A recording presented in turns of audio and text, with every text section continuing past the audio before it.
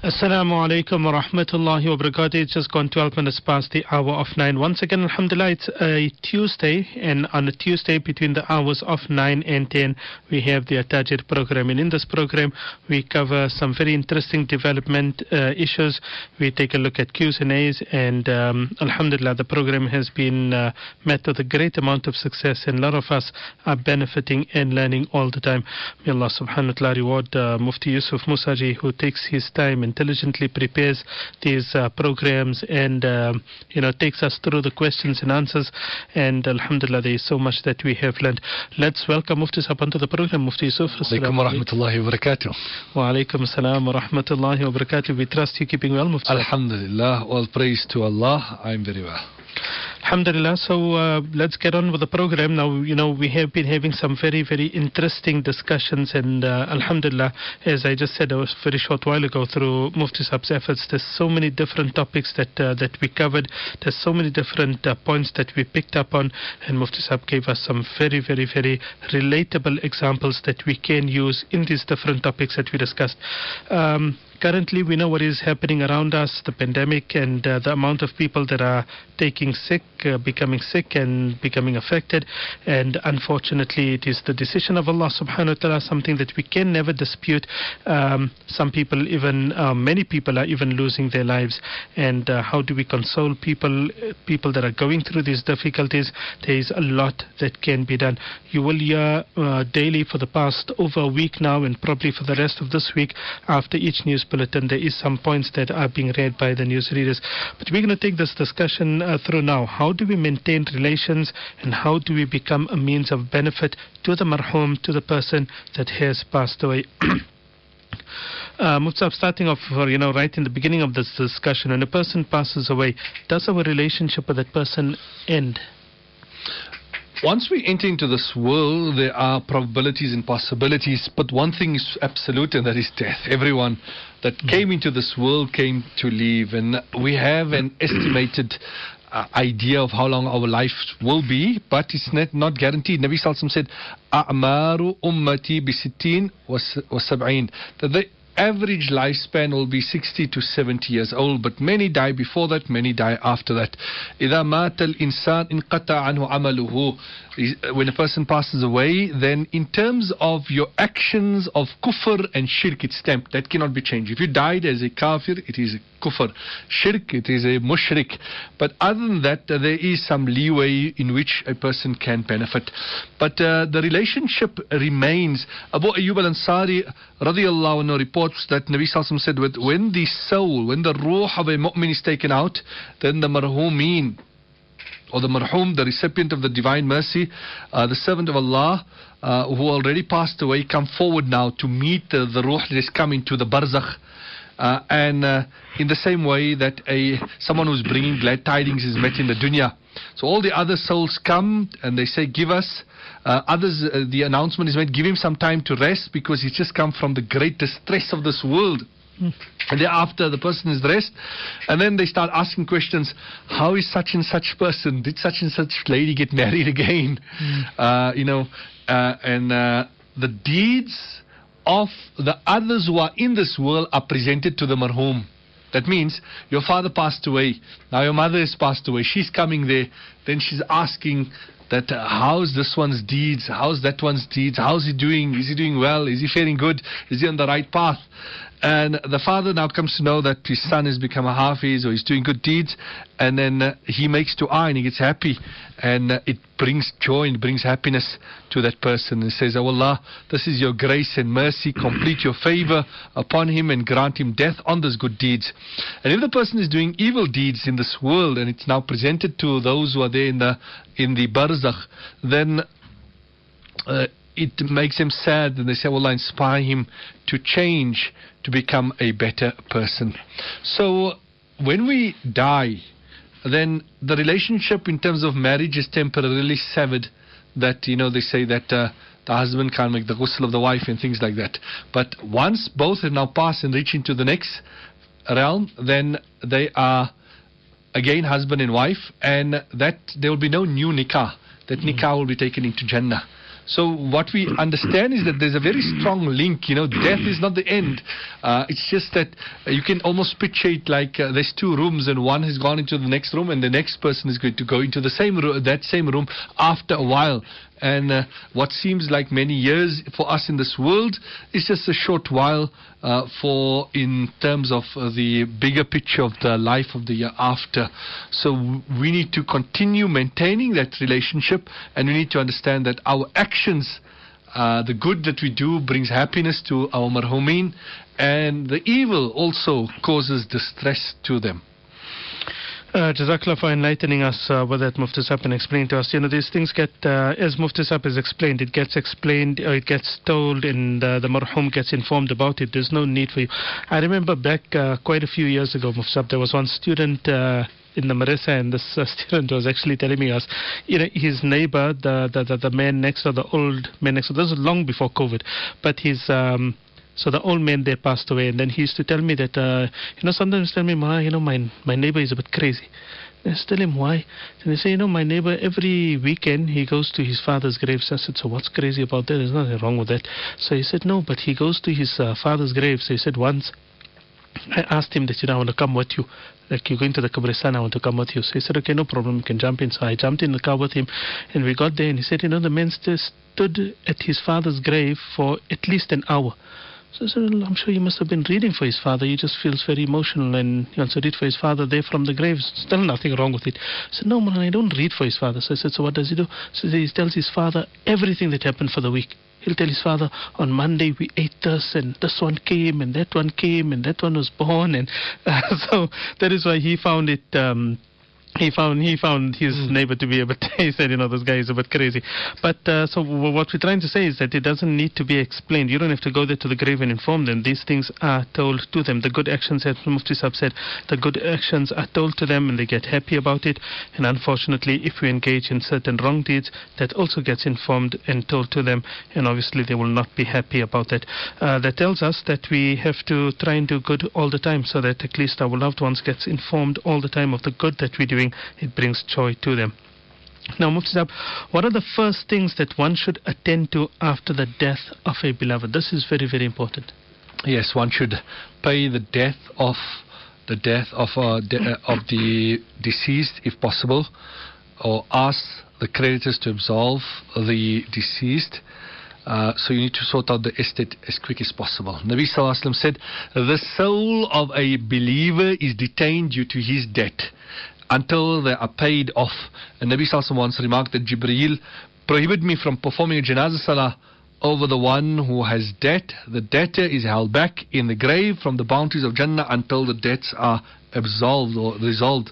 And there's also another narration in which Nabi Sallallahu Alaihi Wasallam said, what benefit will the person, the mate, receive from me performing salah for the person while his soul is detained in the grave and he cannot rise to the heavens until someone takes responsibility of the debt?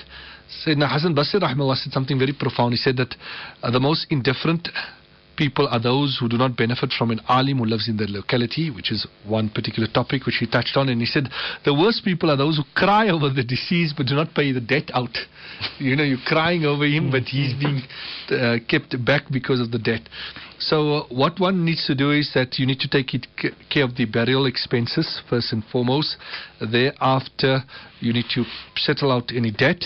And if any money remains, fulfill the bequest, the wasiyat of the marhum from the remaining amount.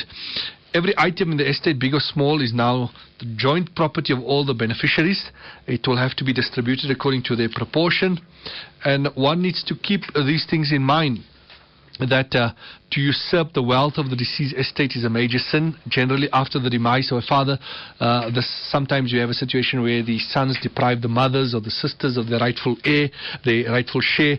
They give them a small share, deceive them, don't tell them a full amount and just give them some amount and say this is what belongs to you.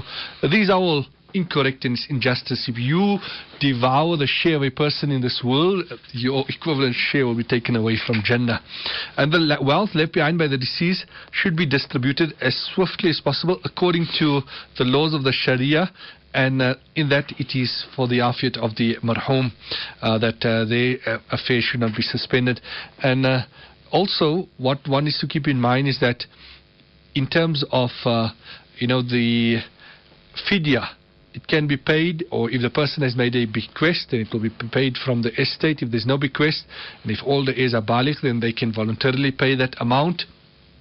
And if there's any heir that is not baligh, then that amount cannot be taken from his or her share.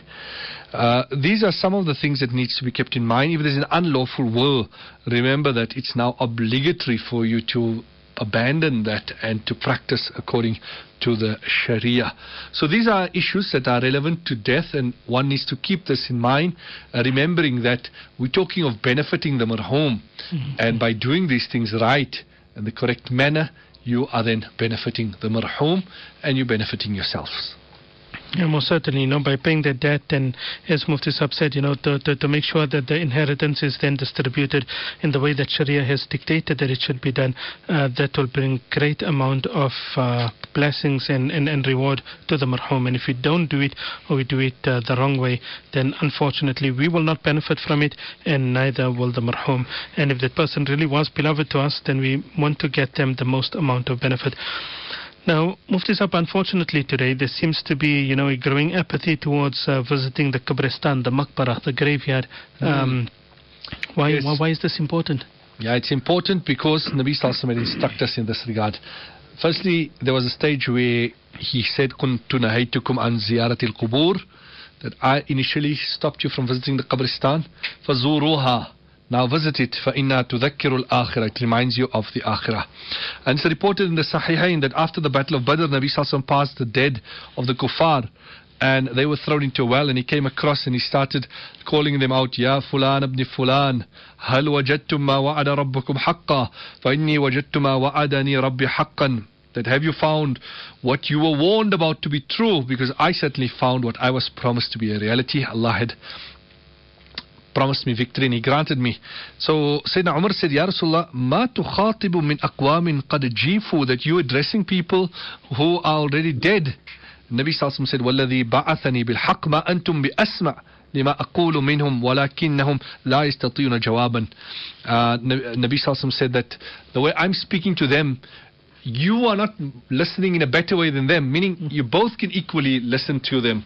And this raises a discussion on its own, which we won't go into, which is Sima al-Mauta, can the dead hear what the living are saying, in that example that you had given. So there's two opinions amongst the ulama. Some say that this was a particular miracle, a speciality of Nabi Sallallahu Alaihi Wasallam. Others say that the dead do become aware to some extent, that they can hear just as one can hear. Ibn Umar radiallahu anhu said that Ma min muslimin, he narrates from Nabi Sallallahu Alaihi Wasallam, that any person, a Muslim, yamurru ala qabri akhihi, you come to the grave of your brother, kana ya'rifu fi dunya, and you knew him in this world, fa yusallimu alayhi, and you greet him, raddallahu alayhi ruhahu hatta yarudda alayhi salam, and then Allah brings back the marhum's ruh for the duration of the greeting. So just to respond to that greeting, the ruh is brought back. There's also a narration of Sayyidah Aisha radiallahu anha. She said that ma min rajulin yazuru qabra akhihi, that when you visit the qabr of your brother or sister, that your relationship, your family member, and you sit there, ista'nasa bi hatta yaqum, and as long as you're sitting there, that person gains some degree of familiarity, some comfort, some benefit from your presence at the grave. There's a story of the mother of Uthman ibn Sauda, who was a great abid, who was referred to by the title of Rabia due to her disinclination from the world. And he says that I would visit my mother's grave every Friday and ask Allah to forgive her, as well as the people buried in the graveyard. And he says that one night I saw her in a dream, and I said, "Oh, my mother, how are you?" And she said, "My son, the pangs of death were severe. All praise due to Allah. I'm living in a comfortable place in Barzakh, the transitory life between Qiyamah. My bedding is of rayhan, fragrant flowers, and my pillows and cushions are of finest silk till the day of Qiyamah." And Uthman says that I asked, "Do you need anything?" And she said, "Yes." And he says, I asked, "What is it?" And she said, "Don't ever leave out your practice of visiting us and making dua for us, because I enjoy your company when you come to here on a Friday. And when you leave home, I'm told, "Oh, Rabia, a visitor is coming for you." And I become very happy. And all the deceased of this Qabristan are happy. Now, Mulana, you know, when you visit the Qabristan and you look at the qabrs and you see the qabrs, you are able to immediately identify whether there's someone visiting this qabr or not.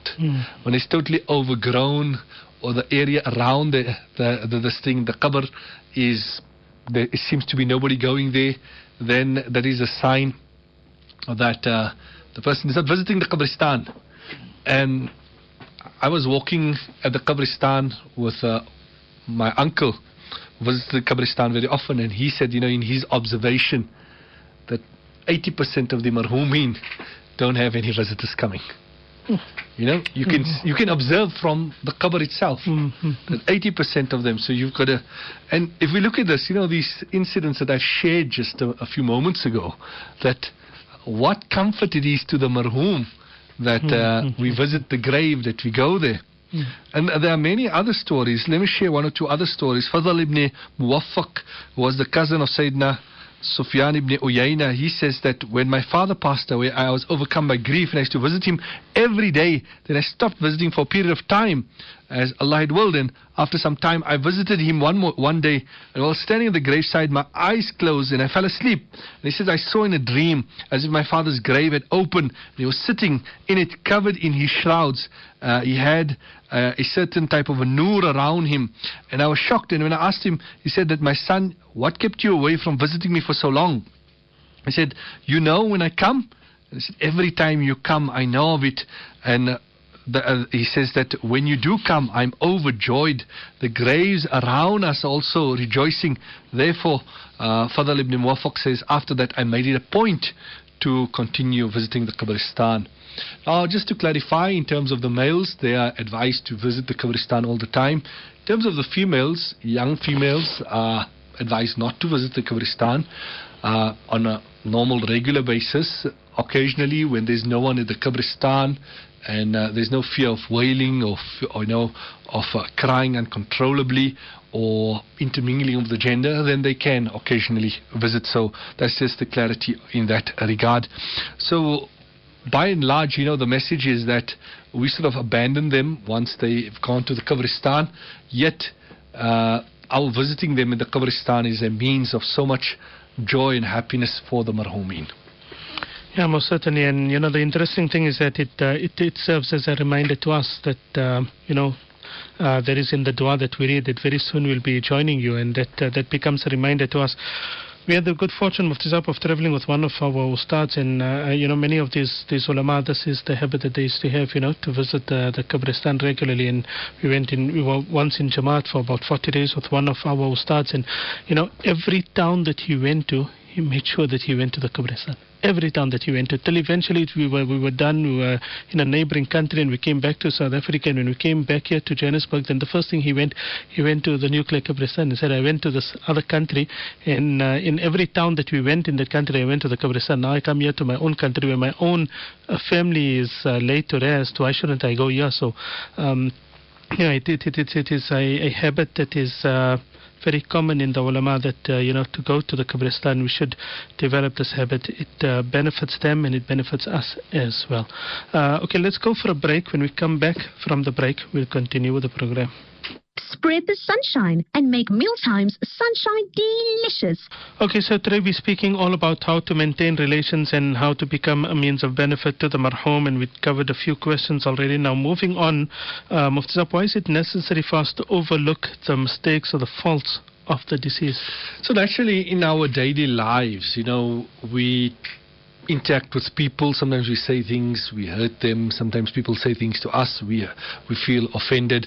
Then we have the instances where we violate the rights of others and we don't have the time to make amends. You may have it on your agenda that I still want to sort out matters, and before you know it, death strikes. And in that way, there's many things that are left in abeyance.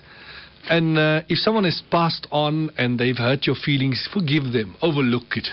There's great reward. There's an amazing narration by Sayyidina Anas bin Malik, and he says that Nabi Sallallahu Alaihi Wasallam was sitting with them one day, and then Nabi Sallallahu Alaihi Wasallam started smiling. And Sayyidina Umar said, "Oh, Nabi Allah, what makes you smile?"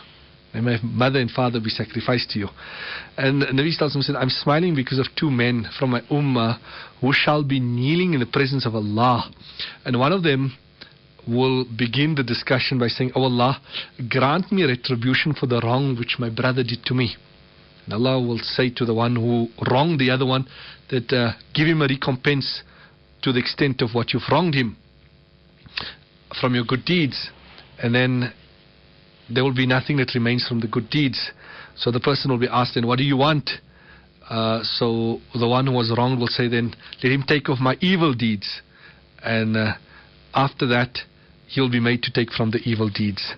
And as the discussion is continuing, Allah Rabbul Izzah will tell the person that look up. And he will look up, and when he looks up, he will see this tall city of gold, golden palaces decorated with pearls. And Allah will ask him that, do you know who this belongs to? And he'll say, perhaps to the martyrs and the Anbiya. And Allah will say that it belongs to the one who's willing to pay its price. And the person will say, oh my Rabb, what is the price of this? And Allah will say that the price is that for you to forgive your brother. And he will say, oh Allah, I forgive him. And then Allah will say, then you take the hand of your brother and both of you go into this Jannah. And Nabi Sallallahu Alaihi Wasallam then said that, fear Allah and reconcile amongst yourself, for Allah will himself reconcile between the mu'mineen on the day of Qiyamah. So this really states to us the virtue of forgiving someone else. And that's what we were saying, is that a marhum may have passed away and did something wrong to you, or violated your rights in some way. Are you willing to sacrifice this gardens of Jannah, but to hold on to those grudges and hold on to the feelings? Forgive, overlook, and in that way, inshallah, you will be granted these palaces of Jannah. Inshallah, may Allah subhanahu wa ta'ala make us from amongst these people, these very fortunate people that are able to forgive everybody around us. We wrong people, people wrong us. The important thing is to be able to forgive one another and to move on in life. Now, very interestingly, Mufti Sahab, what lesson should we draw from the cycle of life and death? Yeah, just as the beloved has left the world, soon I will leave the world. The world is a temporary place, which I need to start preparing for my everlasting journey to the year after, and I only have some time to prepare. These are the thoughts that should come over us when we participate in a janazah, when we've lost someone. And when you think about this, then you'll realize that true intelligence would demand that you start preparing for the akhirat and not dedicate all your time to amassing of this world. Because if you do that, in the time of death, the angel whose faces are bright and shining like the sun will come with shrouds and with fragrance of Jannah, and they will remove the soul with ease and place it in the shrouds and apply it to the fragrance of Jannah, and will take it to the heavens, and you'll be honored wherever you go in the Illiyin, the special register. And that is the way it will unfold. All of this is part of what we term as muraqabatul maut, that you should picture this. You should spend time on a daily basis, 5 minutes, 10 minutes, and just from all the ahadith, all the various stages that are mentioned, picture yourself passing through these stages and how things are unfolding, that your good deeds will come in the form of a handsome person, will accompany you in the grave, and while you're meeting all your family members who passed away, in Jannah, there's the certain category of people who will be like in the form of birds of Jannah moving around. Now, there will be no sorrow, no grief. A person will be asked, who enjoyed all the bounties of this world, that did you experience anything good in this world? Say, no, nothing. I had only misery. Even though the person had all the bounties of this world, another person who had no goodness in this world, who lacked anything, was very miserable, had no resources. And after one moment in Jannah, the person will be asked that, did you experience any hardship ever in your life? And he'll say, no, nothing. Just one moment in Jannah will make the person who struggled in this world forget about all of that, and the person who enjoyed everything will also forget about the joys, the different rivers of honey, of milk, of pure wine. All of that will be available for a person. So all of this should increase our desire for death. Amazingly, when we look at the incident of the plague, and Sayyidina Muaz bin Jabal radiallahu anhu, while different people took precaution and all of that is in its place, Sayyidina Muaz looked at the plague and he said, this is a rahmah, and it is a mercy of Allah subhanahu wa ta'ala, and it affords me the opportunity to meet with my beloveds. And then after he was leaving the world, in moments before that, he started crying. And people asked me, are you crying now because you're scared of leaving this world? And he said, no, I'm crying because when I leave this world, I will no longer be able to fast on hot days. I will no longer be able to stand in tahajjud on cold nights. I will no longer be able to travel to be in the halaqat of dhikr and ilm of the ulama. That is what makes me cry. So, this is the glad tidings that a person, a believer, ought to be anticipating and waiting for death in a way that he is to be joined with his beloveds. It's not something that is the end. It is a bridge. Al-jisru, al-mawtu jisrun yusiru al-habib al-habib. It will join you up with your beloveds. You leave some beloveds behind in this world and you join up with the others. You leave your children behind, you join up with your parents. And in that way, that is the cycle that we should be reminded on as death approaches us and as we prepare for our exit from this world and our entry into the everlasting realm of the akhirah.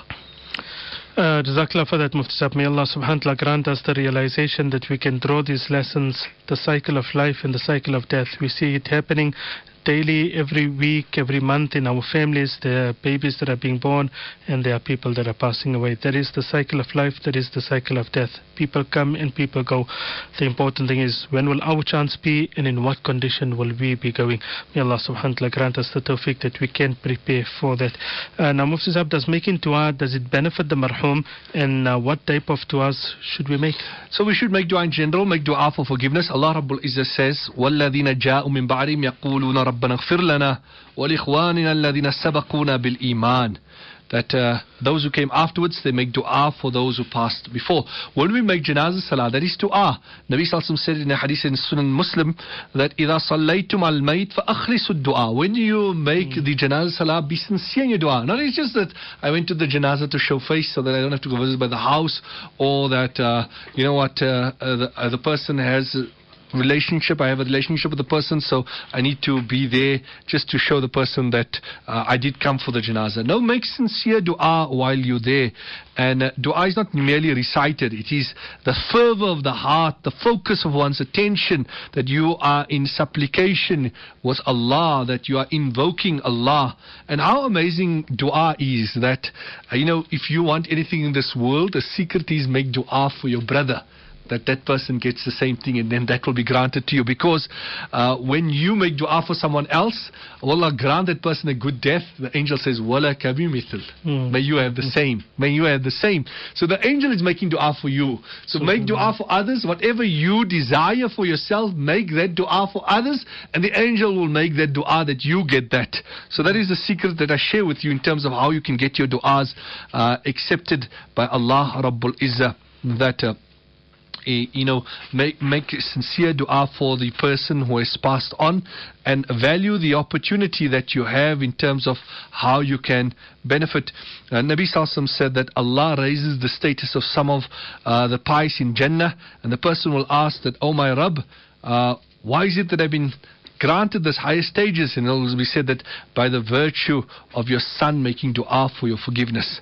And another narration is stated that on the day of Qiyamah, some people will possess rewards equivalent to mountains, and they'll ask, from where did this come? And it will be said, by the virtue of your offspring seeking forgiveness on your behalf.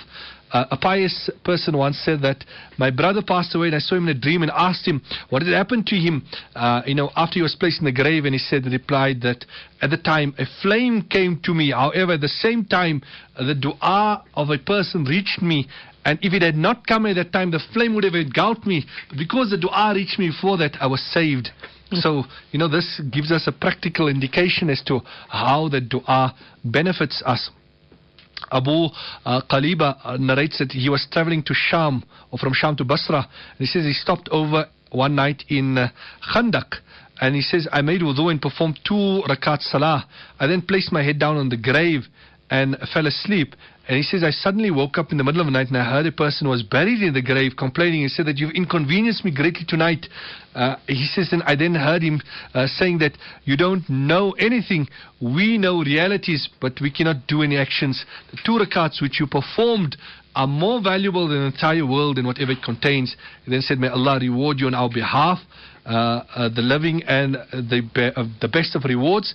And he said that pass my salam on because of your du'as, and there's been a nur in the Qabristan. So the du'as do make a big difference, and we should not stop making du'a for our marhumeen, or make du'a for them on a daily basis. Yeah, the du'as will certainly benefit them. Now, Mufti Sahib, how does one keep the legacy of the marhum alive? So there's a hadith which says that whoever initiates something good, then the person gets the reward of that, and the reward of everyone who follows that without diminishing the reward. In a hadith it says, Inna mimma yalhaqul mu'min min amali wa hasanati ba'da mawti ilman allamahu wa nashrahu. That one thing is that, you can continue keeping the legacy of the person alive by practicing on the knowledge that you learned from that person. So our ustads, whatever we practice upon. And another thing that we need to keep in mind is that if you'd like your legacy to be kept alive, then you need to dedicate yourself to teaching people knowledge of deen, so that after you've left this world, your legacy remains. Yaqub alayhi salatu salam was worried about the legacy. At the last moments, am kuntum shahada idh hadara Yaqub al-maut. That when Yaqub alayhi salatu salam was on his last, then he then called his children and he asked them, Ma ta'buduna min ba'di, who will you worship after me? And they all said, Na'budu ilahaka wa ilaha abaika Ibrahim wa Ismail wa Ishaqa ilaha wahida wa nahnu lahu muslimun. That we will worship your Rabb and the Rabb of our forefathers, Ibrahim, Ismail and Ishaq. And he was happy to know that, his efforts of his life were not gone in vain. They knew what was their legacy, and they would then follow that legacy. So many times we learn lessons. People say, my father always advised me, don't spend more than you earn. My father advised me, don't bear grudges. My father advised me, don't speak ill of anyone. These are legacies that you have that you need to continue practicing upon.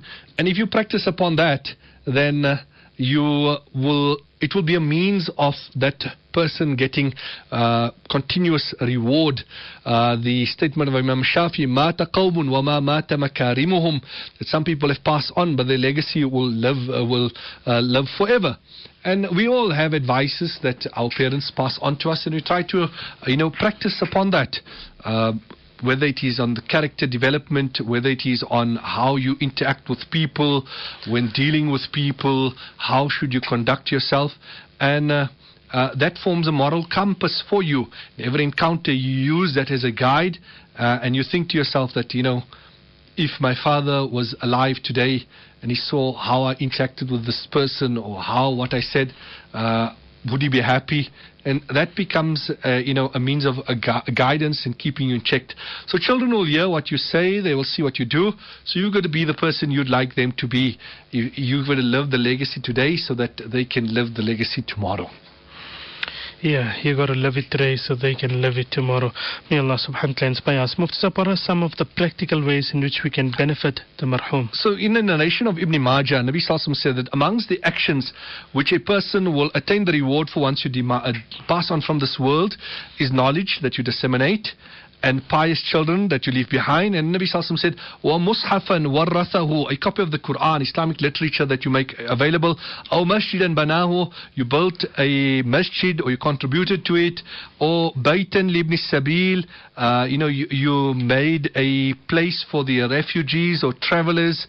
Aw naharan ajra'ahu, or a well that you dug out. These are some of the ways in which you can benefit the marhumin. We know that there's a narration in which Aisha radiallahu anha says that a person came and said, O Nabi of Allah, inna ummi uftulitat, my mother has passed away, she's lost her life. And I think that she didn't have a chance to say anything, but if she had to talk, she would have certainly, made a wasiyat of some sadaqatul jariyah. So can I do it on her behalf? And Nabi Sallallahu Alaihi Wasallam said, certainly she will get the reward. In Fazail Sadaqat, there's an incident mentioned that a person saw a dream in which he saw the deceased of a graveyard coming together, and a dish of something like sweetmeats was presented to them, and they were all scrambling to take as much as possible. However, there was one person sitting by a tree who was comfortable and relaxing, so he asked why he was not doing what everyone else was doing, and he told him that he told the person to go to a certain address, and when the man woke up in the morning, he went to that address and he saw there was a young man sitting in a shop reading Quran. And after speaking to him, he discovered that he used to read 3 paras daily for his deceased father. And months later, and the person saw the same dream, only this time the man who was sitting by the tree was also collecting with the rest. And this perturbed the person who saw the dream. And when he woke up, he went to the shop and he saw it was closed, and he was informed that that man had passed away. He then realized that the rewards that the people send, everyone wants a share in it, and it is so valuable. So, once the person's son had passed away, he lost out on that continuous reward coming to him every day. So there are numerous acts of worship that we can do as, sawabe jariyah. Whatever it is that we can do, we should continue doing that. The best form is obviously in terms of what Maulana Ashraf Ali Thanwi rahimahullah said. He said that providing food or supporting a student of deen is one of the best ways of attaining reward. Apparently it doesn't even seem like an act of worship, but when you look deeper into the matter, you realize what great reward there is. He says, take the person who is now studying deen, and you clothe him, you nourish him, you give him to eat, and you pay for his studies. And over a period of time, 7-8 years, the person completes his studies. Now you had a hand in that. He goes back to his community. He's now teaching the community. For everything that the person does, you will get a reward. And therefore, Mullah Ashraf Ali Thanwi rahimahullah said that the best form of sadaqatul jariyah is to sponsor the students of deen. So that is one of the things that one should endeavor. Also, pious children are undoubtedly the greatest asset that we can leave behind. As we said, that after you leave this world, every action that a pious child does will become as a means of reward for the parents. In the Ta'limul Muta'allimin, there's an incident that once a Muslim person passed away. He passed away while his wife was expecting a baby, and when he died, for some of his acts of disobedience, he was being punished in the grave. His wife gave birth to a baby boy, and as the boy was growing, his condition remained the same in the grave. Eventually the boy reached the age when he could start madrasa, and on the first day when he went to madrasa, Allah instructed the angel to stop the punishment of the father. And it was inquired, why was the sudden stop of the punishment after several years of punishment? And Allah Rabbul Izzah replied and said that, how can I punish the father when the son had read the words Bismillahir Rahmanir Rahim, in the name of Allah, the most merciful and most compassionate. The son is saying that I'm merciful and compassionate. How can I punish his father? So this shows, the value of giving good Islamic education to our children. That after we leave this world, we can focus, we can, explore all avenues. They can become the greatest scientists. They can become the greatest biologists. They can become, whatever field, and they can be ambassadors of deen. But when you go in the qabr, it is that practice of the Islamic knowledge that will benefit you, that you've passed on to your children. Yeah, that I suppose is one of the most practical ways in which we can become a means of benefit from the marhum. So, we educate our children, and as Mufti Zab also advised, to spend on students of deen, to equip them with to pay for their education. It will definitely benefit us. Mufti, perhaps you could then explain to us the concept of Isalu Thawab. Yeah, so Isalu Thawab is when you perform a virtuous act and you grant the reward to any person. The one is to do charitable deeds like digging a well or anything like that. The other is your actual physical acts of worship, like your fasting, salah, zikr, recitation of the Noble Quran. And according to the Hanafi madhab, you can also send that. Any act of worship, your farz, your nafil, after you've done it, you send the reward for the living and the dead. Both. You can, while you're living, your mother took a lot of sacrifice in making your hafiz every day. Read one para and send it to her. Don't wait for her to die, then you start sending Isalu Sawab. You can do it in this world. Dua also, you can make dua on behalf of the marhumin. So Isalu Sawab is basically to read, to do any act of worship, and to send the reward, to transfer it into the account of that person. And we are told that Al-Afdal lima yatasaddaq naflan ay yanwi li jamil mu'minina wal mu'minat. The best thing to do is to intend it for the entire ummah. And that will not diminish your reward or the intended person. You're doing it for your father. You think, okay, I want the whole reward. But if you intend the entire ummah, then everyone else will also benefit. And the benefit that they get may come to your advantage on the day of Qiyamah. And one alim also shared, and he said that intend that it goes to Nabi Sallallahu Alaihi Wasallam. And in that way, inshallah, there's hope that your action will be accepted. It's been presented, Nabi Sallallahu Alaihi Wasallam is such a generous, magnanimous person that if he accepts it, it will be a means of acceptance from everyone. So when you make any act of Isalu Sawab, make intention for Nabi Sallallahu Alaihi Wasallam, make intention for your specific marhum and for the entire ummah. And in that way, maximum people can benefit. Yeah, why just benefit one when you can benefit so many people? And that is the beauty of our religion and the mercy of Allah subhanahu wa ta'ala. If you read one Quran and you made the Isal Thawab of your parents, and if you include the rest of the ummah in there, your parents won't get any less reward, you don't get any less reward, everybody stands to benefit. Mufti Sahib, is there anything else a person can do? Keep the memories alive of the marhum by talking about them. Udhkur mahasina mautakum. Talk about them.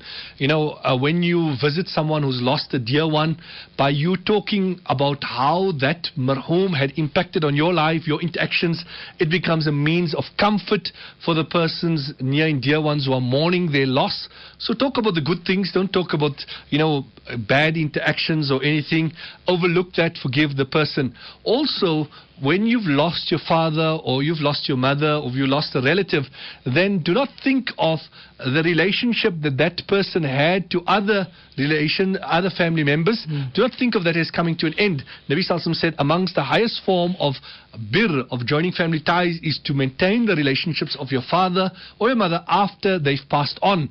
So, your father's brothers, your father's friends, keep contact with them, phone them, visit them, give them, gifts occasionally. Sayyidina Abdullah bin Umar radiallahu anhu was traveling in the desert and he met a Bedouin, and he gave him his conveyance, his donkey, and he gave him a turban, and he gave him more things and more things. And someone else was saying, but our Ustad, this is a Bedouin, a simple man, you to just give him something small, you'd be happy. Why you gave him so much? He said, because his father was Umar's friend. So I'm honoring the friendship of Umar and this man's father. That's why I gave him so much. That is the sole reason. So he kept that relationship alive. Nabi Sallallahu Alaihi Wasallam saw the sister of Sayyidah Khadija radiallahu ta'ala anha. She came to visit in Madinatul Munawwara, and he honored her because it brought alive the memories of Sayyidah Khadija, who was the first wife of Nabi Sallallahu Alaihi Wasallam. So he honored her and he gave, he was hospitable to her. So keep those relationships alive. Don't say that, my uncle has passed away, now I have no relationship with that part of the family. And you cut off. Keep those memories alive and keep the relationships alive.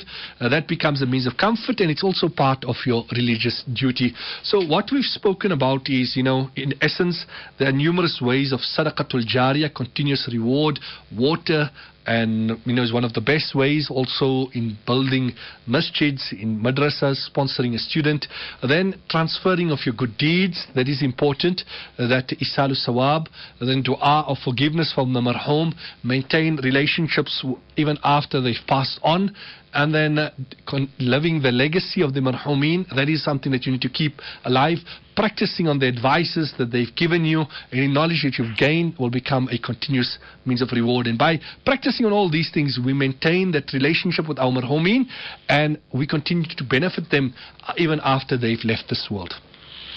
Jazakallah for that, Mufti Sahib. It was very, very, very interesting, a very, very important and pertinent topic that has come about today. So many people passing away. It is very, very important that we keep these very, very important lessons that Mufti Sahib very beautifully explained to us. We do keep it in mind. The person might have passed away. It doesn't mean our relationship with that person needs to end. There's a lot that we can do. For ourselves also, the lessons, and as Mufti Sahib explained, the cycle of life, the cycle of death, it is... that is the system of Allah subhanahu wa ta'ala. Each one of us has to drink from the cup of death.